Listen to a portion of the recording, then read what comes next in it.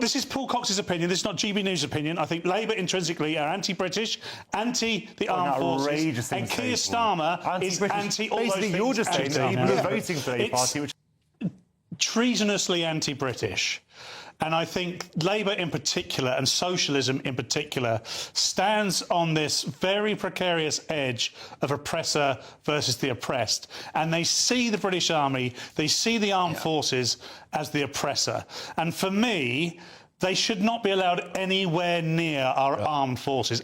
Any Labour government should not be allowed near our armed forces. What are you talking about? You're saying that the Labour government should...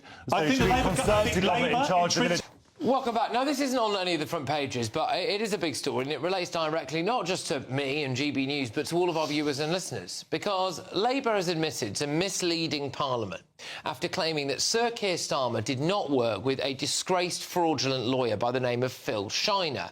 Now, this is all in relation to a story that we covered in January, and let me just explain the background to this. In January, you will remember that the Daily Telegraph ran articles, plural, about Sir Keir Starmer apparently working as a lawyer pro bono, along with Lord Hermer, who is now the Attorney General, as a way of trying to prosecute British veterans for things that, by the way, in many cases, it turned out they simply had not done in the Iraq War. And it opened up this vast swathe of historic prosecutions for veterans that left some suicidal.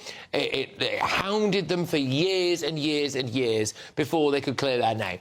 Obviously, it goes out saying that is a terrible look for anyone who now is the Prime Minister of our country, right? And it calls into question that age-old trope about Labour as a whole not being on the side of our armed forces. Now, when we were running this story, because we were running it off the back of what the Daily Telegraph had been reporting, we went to Downing Street and we said to them, would you like to confirm or deny any of the allegations in this story? And one of the things that Downing Street were absolutely adamant about, and we have the receipts on this, literally the shorthand notes on this, they were adamant about the fact that they said that Keir Starmer had not worked with Phil Shiner, who was this disgraced, fraudulent lawyer who, you know, got into a load of trouble for basically making things up, right? And here is how we covered that story. Now, just listen closely to what I said here. Sir Keir Starmer, according to the Telegraph, led a legal case that opened the door to hundreds of British soldiers being pursued for alleged war crimes. The Prime Minister worked free of charge alongside his close ally, Lord Hermer, who is currently the Attorney General, and the now disgraced solicitor Phil Shiner. By the way, I'm at pains to stress that Downing Street are claiming that they never actually worked with or alongside or anything this guy Phil Shiner. He is also not here to defend himself. Now, it turns out that was not true, OK?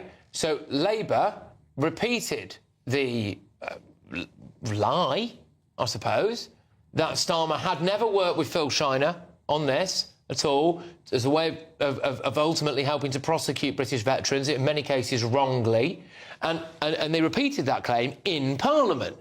And Louise Sandher-Jones, who is the Veterans Minister, was today forced to go back to Parliament to apologise for the previous claim that Sir Keir Starmer had never worked with Phil Shiner on cases involving veterans of the Iraq War.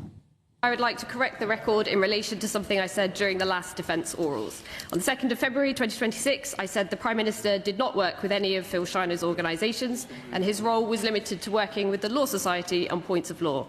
However, since then it has been brought to my attention that in 2006 the Prime Minister was instructed to represent an individual by the law firm for which Mr Shiner was the principal solicitor. So I would like to take this earliest opportunity to apologise to the House and correct the record. Yes, now Phil Shiner was accused of pursuing British soldiers with vexatious litigation and later exposed as a fraudster. Let me tell you why this is so serious. Excuse me. Because, in my view, when this story was breaking, it was a huge story. It was absolutely massive and it led the news agenda for a couple of days, certainly on this channel. Downing Street was so strong in denying that Keir Starmer ever worked with this guy. Now, who is the only person who would have intimate knowledge of their own professional history?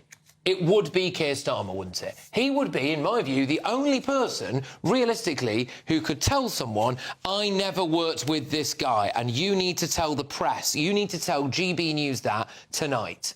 And then go to Parliament and say it in Parliament. And then that turns out not to be true.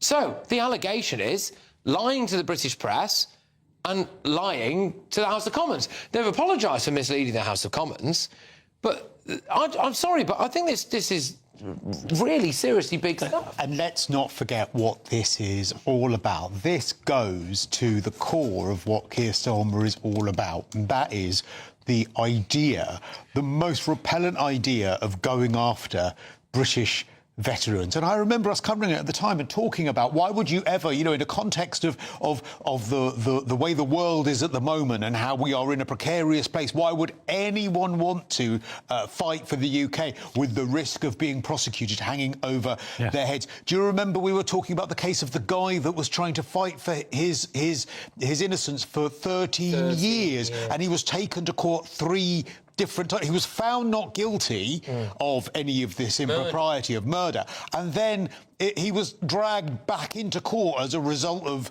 this Shiner guy's allegations. And we were told repeatedly, I remember you reading it out, and absolutely being so careful, as you are, to read it out. They were on the phone to us, saying that he's never worked with him, he's not worked with him. You need to make that clear. He's nothing to do with that particular thing. It was a Tuesday evening. It was a Tuesday evening. Yeah. It's treasonously anti-British. And I think Labour in particular, and socialism in particular, stands on this very precarious edge of oppressor versus the oppressed. And they see the British Army, they see the armed forces as the oppressor. And for me, they should not be allowed anywhere near our armed forces. Any Labour government should not be allowed near our armed forces. What are you talking about? You're saying that the Labour government should be Conservative government in charge of the military?